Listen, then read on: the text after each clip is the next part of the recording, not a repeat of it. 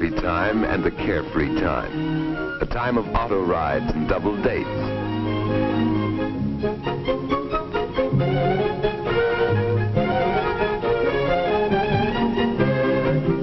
It's a time of fun, of pranks and jokes, of ice cream cones and chocolate sodas. Youth is a time for getting a job, for finding one's place in the world. But sometimes in these troubled days, the very thoughtlessness of youth has led to a living nightmare. Addiction to drugs, too often acquired with tragic carelessness, may take control of a life and force actions not dreamed of before. To these addicts, life's only work is to find money for drugs. In their desperation, no means is too foul. Their only goal in life is to keep the deadening chemicals forever in their heart's blood.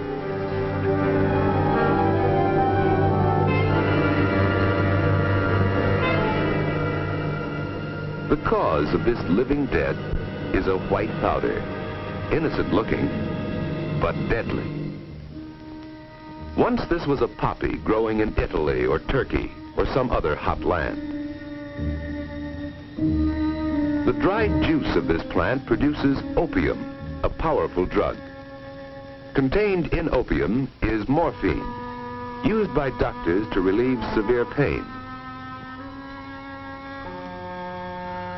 From morphine comes heroin, outlawed even medically from the United States. These and other derivatives form the group of drugs called opiates. Opiates are classed as depressants. An overdose causes unconsciousness, then death. A smaller dose, taken into the bloodstream, inhibits all the functions of the body by its action on the brain and the central nervous system. But the body gradually builds up a tolerance to the drug. More and more is needed to produce the same effects. After continued use, the body acquires a physical dependence on opiates, so that withdrawal of the drug causes a brief but violent illness until the body can make a readjustment. Another depressant is marijuana, derived from the hemp plant. It inhibits and distorts the action of the brain and nervous system in a manner somewhat different from opiates. A third drug, cocaine, is derived from the leaves of the coca plant. Its action is different from that of the depressants. When cocaine enters the body, it has a strong effect on body functions by acting as an irritant on the brain. Cocaine causes unusual and often unpredictable feelings and actions. Instead of physical dependence, marijuana and cocaine cause profound mental and emotional disturbances. A large overdose of cocaine causes convulsions, then death. Government agencies charged with the enforcement of narcotics laws have been able until recently to decrease steadily the number of addicts in the United States. These addicts have included persons in every walk of life. Some are petty criminals who will remain drug addicts all their lives. Many addicts come from teeming slum areas where human misery runs high. But the grim specters of heroin, marijuana, and cocaine are not confined to any area or to any group. Wherever there is a troubled personality, no matter how hidden or unrecognized, there may be a seedbed for drug addiction. So unpredictable is this habit that occasionally even one who knows the dangers may become addicted before he realizes it.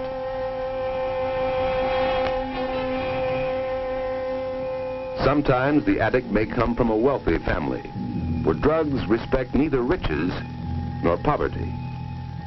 Such a victim doesn't have to steal to support his expensive habit, but the degrading effects are the same.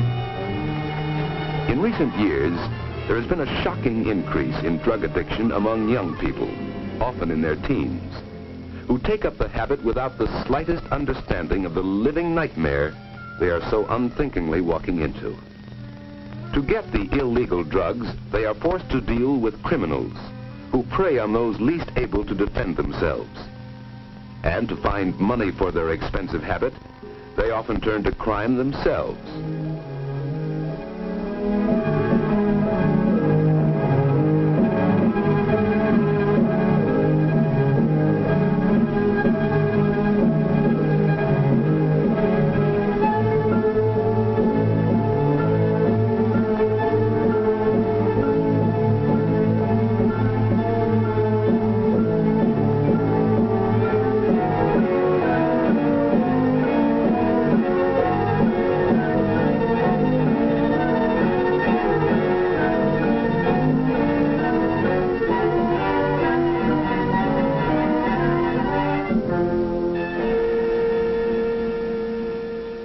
Down under his foot, and I found this envelope with 6 caps in it. Here's a chemical lab report on it. It's heroin. What do you have to say, Demelon? Let's see your arms.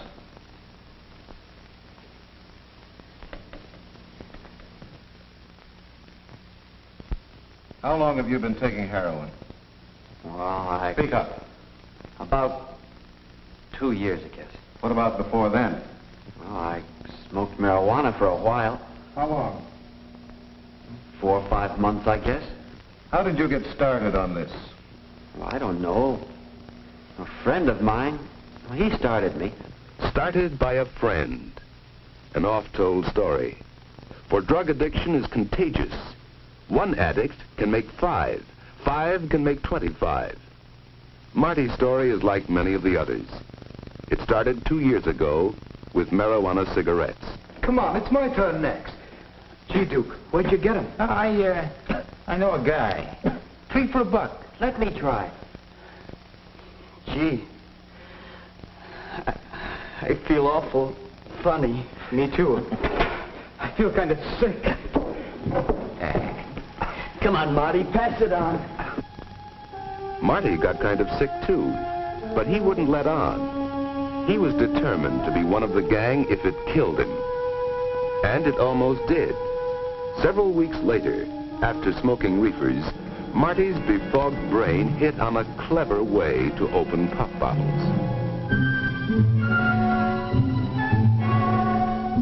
Later, Stan went to the hospital for swallowing broken glass. Marty badly cut the inside of his mouth, though he didn't even know it at the time. Duke was the one who got Marty on the habit. It was just a business matter to Duke, though Marty didn't find it out till later. Hey, Marty. Here. Looky here. What's that? H. H? What's H? That's a lot. It's heroin. Will it make me sick like the reefers did? Go on and try it. I dare you. How much does it cost? This one ain't gonna cost you nothing. It's free. Go on. I dare you. In his ignorance, Marty took that dare, little knowing the eventual horror that lay in the deadly white powder. Those first capsules were free. But when Marty started asking for them, the price came high. $1.50 apiece. That's right, kid. $15. This ought to hold me for a while. I hocked my camera to get this dough. Where's my cut? You don't get one. This kid's hooked. Go out and get some new kids if you want to cut. Well, he's still snorting it. So what? Snorting or mainlining, what's the difference? He's hooked. Hey, look, I gotta have my cut. It's costing me more than ever now that I'm on speedballs. That cocaine comes high. That's your problem, kid. So, you're snorting it, huh? Yeah. Well, don't be a sucker. You're wasting it that way. Use a needle. Is that what you do, Louis? Listen, kid, I ain't on the stuff. Don't ever think I am. Yeah, sure. Like I'm doing it, see? Mainlining it. Don't it hurt? Yeah, sure, some. I guess that vein will give out someday. But the stuff costs too much to waste it. That's right, kid. You ought to go on the needle. Nah, I don't want to punch myself full of holes like that. But he did use the needle, despite his fear of it. At first he shot the drug under his skin, then directly into the vein. As his body gradually built up a tolerance, he needed more and more of the drug. There was no pleasure in it for Marty. It was a bodily demand. He was using 4 or 5 caps a day now, They cost him $7.50, $52.50 a week. It was more than his salary at the store could pay for.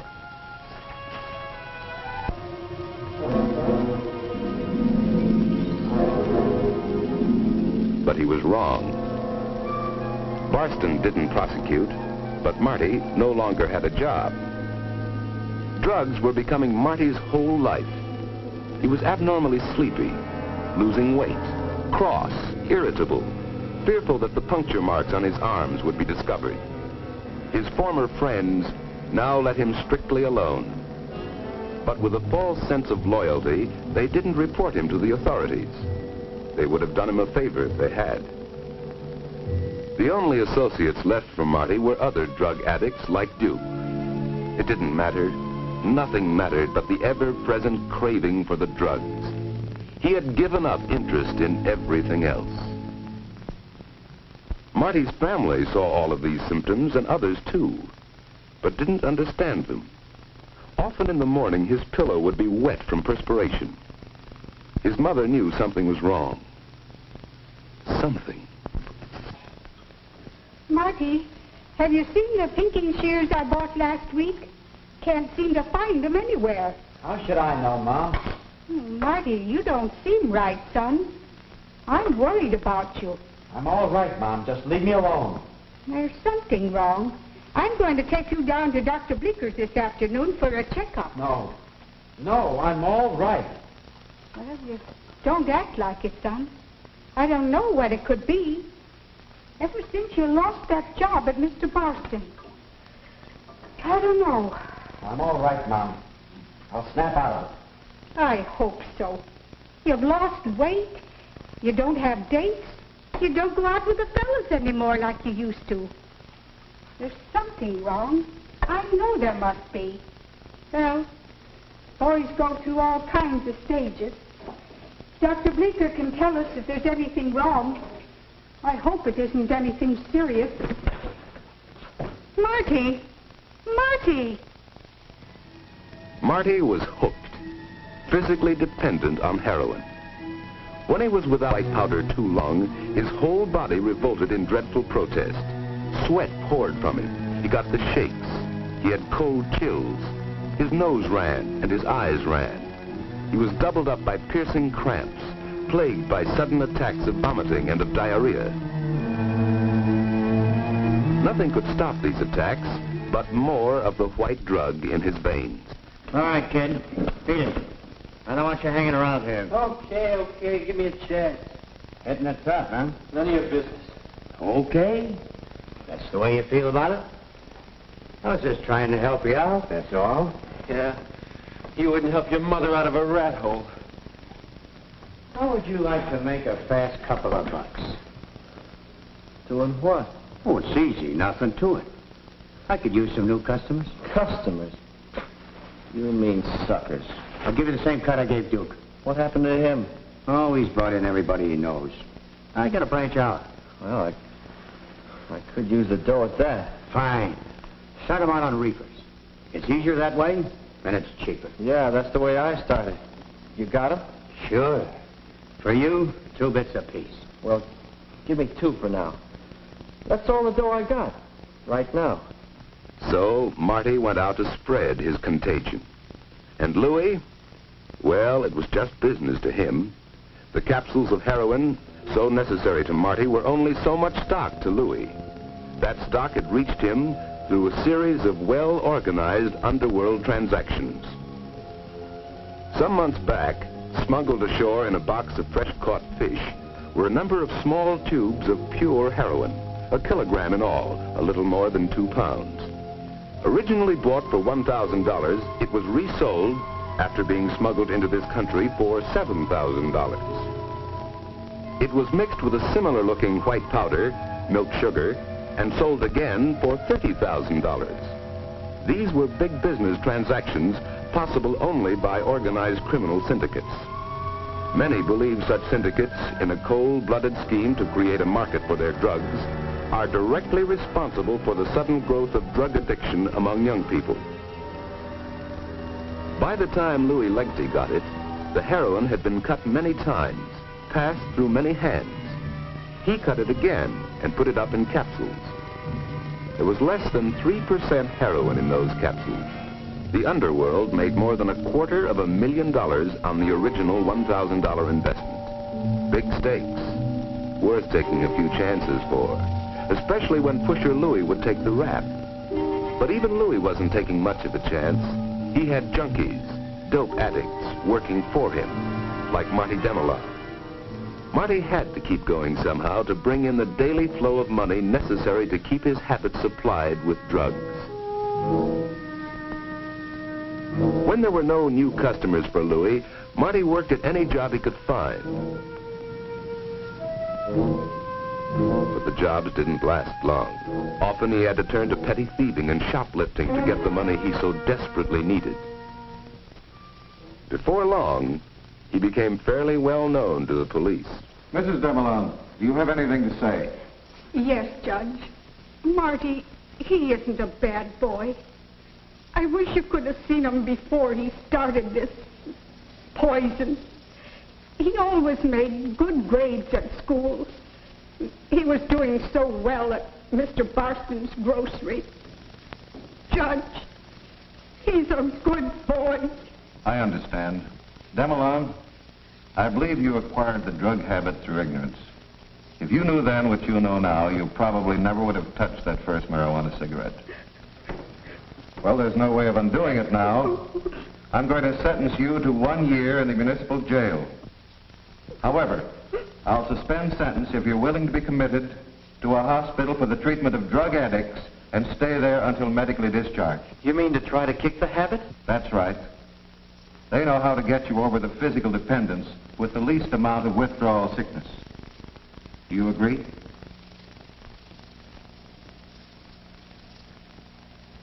Yes, sir. All right, so ordered. Next case. For those already addicted to drugs, the first step in rehabilitation must be commitment to a hospital where they will be under medical guidance. For the addict willing to be committed or sent by the courts, there are federally operated hospitals. Adequate local hospitals would help to cope with this problem. The treatment itself lasts for months, but withdrawing the drug, the major problem is helping the addict achieve a workable psychological adjustment to life, a life which doesn't include drugs. It's a difficult procedure. No hospital, no doctor can be sure of success in trying to change long-time attitudes. Back in his old haunts, the former addict still finds himself shunned by all but the addicts and peddlers who were his associates before.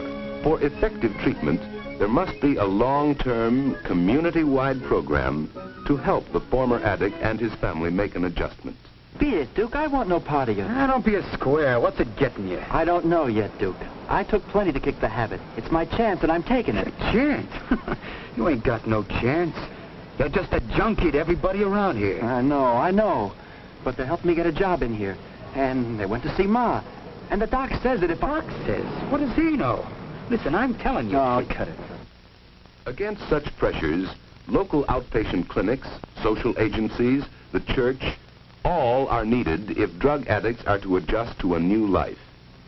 Without intensive effort by all community forces, very few drug addicts can ever expect to return to a normal, useful life in society.